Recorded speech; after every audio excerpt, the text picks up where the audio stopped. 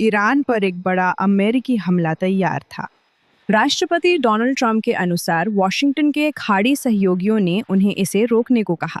मुझसे सऊदी अरब ने अनुरोध किया था, यूएई ने, कतर ने भी और ईरान ने भी। हम सब इस समय के लिए पूरी तरह तैयार थे और ये एक बहुत बड़ा हमला होता। ट्रंप ने कहा कि ये कार्रवाई द्वितीय विश्व युद्ध के बाद सबसे बड़ा हमला होती। लेकिन खाड़ी देशों के नेताओं, खासकर सऊदी क्राउन प्रिंस मोहम्मद बिन सलमान से बात कर उन्होंने कूटनीति को फिर मौका देने का फैसला किया। अब उम्मीद है कि बातचीत सोमवार दोपहर से शुरू होगी। पहला लक्ष्य है होर्मुज जलडमरू मध्य को फिर से खोलना, जहां युद्ध के दौरान ईरान ने बार बार जहाजरानी पर हमला या प्रतिबंध लगाए।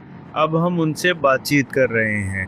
लेकिन पहले से ही इस बात को लेकर अलग अलग दावे हैं कि किसी भी समझौते में क्या क्या शामिल होगा। ट्रंप ने कहा कि एक समझौता होर्मुज और ईरान के परमाणु निरस्त्रीकरण पर हो सकता है। इस्लामी गणराज्य का कहना है कि होर्मुज युद्ध से पहले की तरह काम नहीं करेगा और वो परमाणु कार्यक्रम पर चर्चा से इनकार करती है। बस देखिए कि हालात कैसे हैं।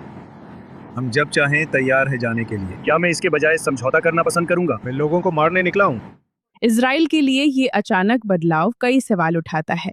बताया गया था कि वो हमले में शामिल होने वाला था, लेकिन उसने अमेरिका से कहा कि अगर इससे ईरानी शासन को बड़ा नुकसान नहीं होता तो इसे करने का कोई मतलब नहीं। इन वार्ताओं ने सैन्य कार्रवाई को फिलहाल के लिए टाल दिया हो सकता है। अब तक कोई समझौता नहीं हुआ है और होर्मुज व ईरान के परमाणु कार्यक्रम पर गहरे मतभेद हैं, जिससे एक और बढ़ते टकराव का खतरा बना हुआ है। पिछले हफ्ते खबरें थी कि राष्ट्रपति ट्रंप ईरान से निपटने के विकल्प ना होने से परेशान थे और इस हफ्ते अमेरिका जाहिर तौर पर ईरान पर दबाव बनाने के लिए नए, रचनात्मक और असामान्य तरीकों की तलाश कर रहा है। ये जानकारी CNN से बात करने वाले सूत्रों के अनुसार है। बताया गया है कि यूएस सेंट्रल कमांड की इंटेलिजेंस शाखा के एक अधिकारी ने सैन्य विश्लेषकों के एक बड़े समूह को ईमेल भेजकर उनसे इस्लामिक रिपब्लिक से निपटने और उसे सजा देने के लिए सुझाव मांगे। और अब हम सीधे वॉशिंगटन चलते हैं, जहां वरिष्ठ अमेरिकी संवाददाता माइक वेगनहाइम व्हाइट हाउस से हमारे साथ जुड़ रहे हैं। माइक, हमने पहले भी अच्छे विकल्पों की कमी के बारे में बात की है।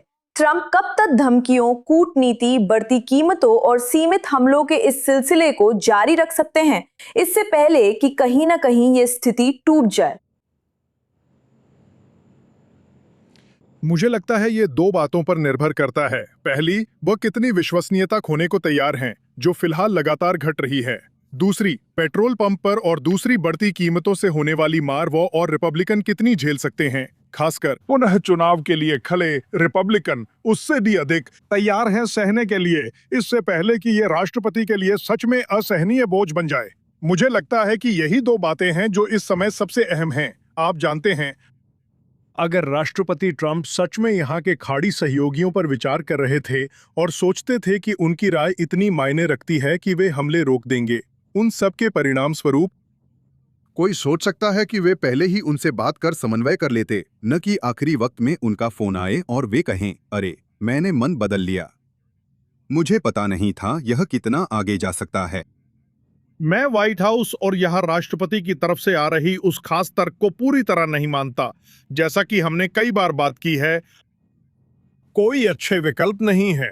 इन खराब विकल्पों में फिलहाल सबसे अच्छा कौन सा है, यही राष्ट्रपति ढूंढ रहे हैं और बाहर निकलने का रास्ता तलाश रहे हैं। कभी कभी उन्हें यह विकल्प दिया जाता है, कभी कभी वे खुद ही पैदा कर लेते हैं। अभी ये दोनों चीजें मौजूद नहीं हैं, इसलिए हम फिर से उसी विचार पर लौट रहे हैं, यानी बातचीत के बारे में।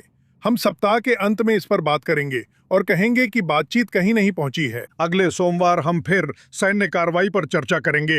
ये चलता रहेगा जब तक उन दोनों में से एक नहीं हो जाता। या तो राष्ट्रपति को लगता है कि उनकी विश्वसनीयता कम हो रही है, या रिपब्लिकन पार्टी और मिड टर्म चुनावों का दबाव उन्हें कुछ और आजमाने को मजबूर करता है।